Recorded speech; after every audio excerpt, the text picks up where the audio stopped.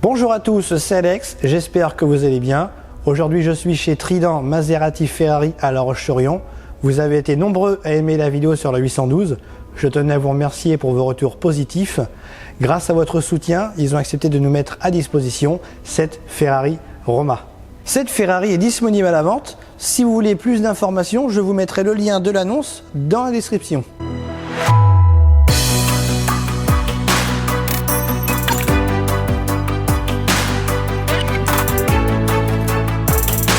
Cette Roma est équipée d'un moteur V8 3,8 litres biturbo de 620 chevaux. Sa vitesse max est de 320 km/h. Elle avale le 0 à 100 en 3 secondes 4. Côté frein, nous avons 4 disques carbone céramique et c'est ce qu'il faut pour freiner une voiture de 1472 kg lancée à plus de 300 km/h. Ce véhicule est en dépôt-vente, nous ne pourrons donc pas l'essayer. Son comportement routier est très agréable et plutôt discret. Sa prise en main elle est facile et rapide. Sa place n'est pas sur un circuit mais bien sur une route. Mais attention, ça reste une Ferrari, elle peut se montrer très joueuse. Vous pouvez profiter des 620 chevaux et faire hurler le V8.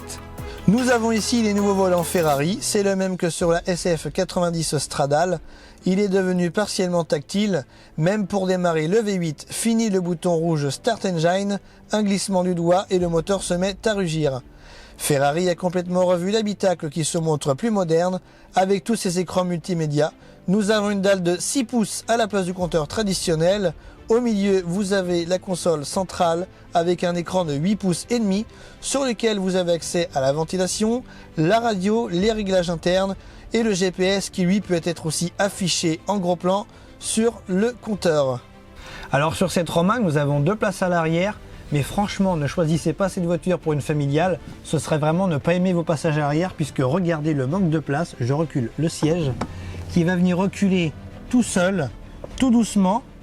Je suis obligé d'avoir le genou juste là, j'ai la tête dans le plafond et je ne peux pas reculer plus. Les phares proches de la SF90 Stradale, mais qui nous rappellent également les Monza SP1 et SP2 qui sont susceptibles de devenir la nouvelle signature lumineuse de chez Ferrari. Quant à l'arrière, fini les 4 ferrons typiques de chez Ferrari, puisqu'ici ils ont été lissés pour suivre l'aérodynamique de la voiture. Nous avons un beau diffuseur en carbone. Côté coffre, nous avons un coffre de 272 litres.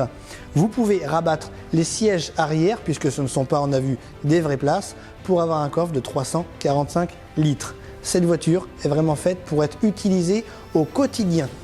Nous avons ici la petite plaque qui va lister toutes les options qui ont été choisies au moment de l'achat du véhicule. Merci à tous de nous avoir regardés jusqu'au bout. Un grand merci à Trident Maserati Ferrari à La Roche-sur-Yon. Nous sommes bientôt 9000 sur le groupe Passion Ferrari. Merci à tous. Je vous dis à très bientôt pour de nouvelles aventures. Mais en attendant, prenez soin de vous.